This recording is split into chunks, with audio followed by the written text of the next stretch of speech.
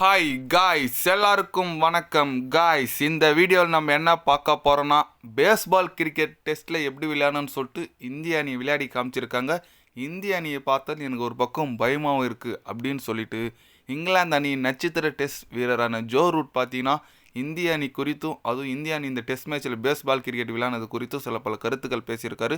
அவர் என்ன பேசினார், ஏது பேசினார் சொல்லிட்டு வீடியோவில் டீட்டெயில்டாக பார்க்கலாம். அதுக்கு முன்னே நீங்கள் நம்ம சேனலுக்கு புதுசாக வந்திருந்தீங்கன்னா ஒரு சப்ஸ்கிரைப் மட்டும் பண்ணிவிட்டு வாங்க, வீடியோக்குள்ளே போகலாம்.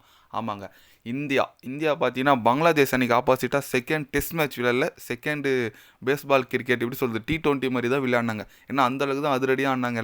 எல்லா பாலும் அதிரடி தான் ஆனாங்க. ஒரு பால் கூட அவங்க சிங்கிள் ஆனனால டாட் ஆகணும் ஆடல. இந்த நிலையில் பார்த்தீங்கன்னா ஜோ ரூட் அது குறித்து என்ன சொன்னாருன்னு கேட்டிங்கன்னா, இந்திய அணி பேஸ்பால் எப்படி விளையாடுறதுன்னு விளையாடி காமிச்சிருக்காங்க. கண்டிப்பாக இந்திய அணி பார்த்தா ஒரு அச்சமாகவே இருக்குது. ஏன்னு கேட்டிங்கன்னா எந்த சூழ்நிலையில் வேணால் அதுக்கு ஏற்ற மாரி மாறி விளையாடுறாங்க. கண்டிப்பாக டே 4 மேட்ச் ஃபஸ்ட் இன்னிங்ஸே முடியல ஒரு டீம் வந்து நினைக்கும் போது யாராக இருந்தாலும் அந்த போட்டி ட்ராவ் தான் நினைப்பாங்க. ஆனால் அந்த போட்டியை இந்திய அணி வின் பண்ணி காமிச்சிருக்காங்க. அவங்களோட பேட்டிங் எபிலிட்டி ரொம்பவே இதுவாக இருக்குது. ஏன்னா எல்லாருமே அது ரெடியாக ஆடுறாங்க. ரோஹித் சர்மா இருக்கட்டும், ஜெய்ஸ்வாலாக இருக்கட்டும், விராட் கோலி, எல்லா பேட்ஸ்மேனும் மேட்சுக்கு ஏற்ற மாரி ஆடுறாங்க.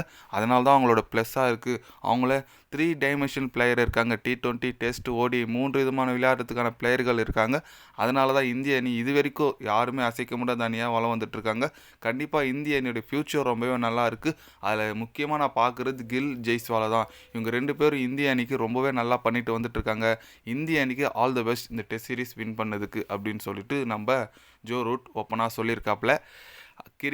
பேஸ்பால் கிரிக்கெட் விளையாடுறதுல ஒரு எப்படி சொல்கிறது, ஒரு பெரிய டீம்னு பார்த்தீங்கன்னா இங்கிலாந்து தான் சொல்லலாம். ஏன்னா அவங்க எப்போவுமே இந்த டெஸ்ட் போட்டியாக இருக்கட்டும் அவ்வளோ டெஸ்ட் போட்டி மாரி ஆட மாட்டாங்க. ODI மாரி T20 மாதிரியும் அடித்து தான் ஆடுவாங்க. ஏன்னா இந்தியாவுக்கு அதுமாரி நாங்கள் பேஸ்பால் கிரிக்கெட் விளையாடுறோன்னு சொல்லிட்டு வந்து மொக்கு வாங்கிட்டுலாம் போயிருக்காங்க. அந்த அணி நட்சத்திர வீரர் ஜோ ரூட்டு இந்திய அணியை பார்த்து பேஸ்பால்னால் இப்படி தான் விளையாடணும்னு சொல்லிட்டு சொல்லியிருக்கிறது ரொம்பவே மகிழ்ச்சியாக இருக்குது. கண்டிப்பாக இந்திய அணி நல்ல ஒரு கிரிக்கெட் நோக்கி தான் போயிட்டுருக்காங்க. அந்த ஒரே ஒரு test championship world cup trophy அடித்தா மட்டும் இந்திய அணி ரொம்பவே அற்புதமாக இருக்கும். ஏன்னா 2 டைம் ஃபைனல் போயிட்டு தோற்றுருக்கோம். 3வது வாட்டி போகிறதுக்கான வாய்ப்புகள் இந்திய அணிக்கு நிறையவே இருக்குது. ஏன்னா இது வரைக்கும் பாயிண்ட்ஸ் டேபிளில் ஃபஸ்ட் இடத்துல தான் இருக்காங்க.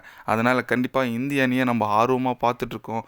இந்த டெஸ்ட் சாம்பியன்ஷிப் இந்த வாட்டி வர ஃபைனல் கண்டி அடித்தாங்கன்னா ரொம்பவே மகிழ்ச்சியாக இருக்குது. ஏன்னா T20 வேர்ல்டு கப் இப்போ தான் அடித்தாங்க. அதை தொடர்ந்து டெஸ்ட் சாம்பியன்ஷிப் வேர்ல்டு கப்பும் போது ரொம்பவே மகிழ்ச்சியாக இருக்கும்.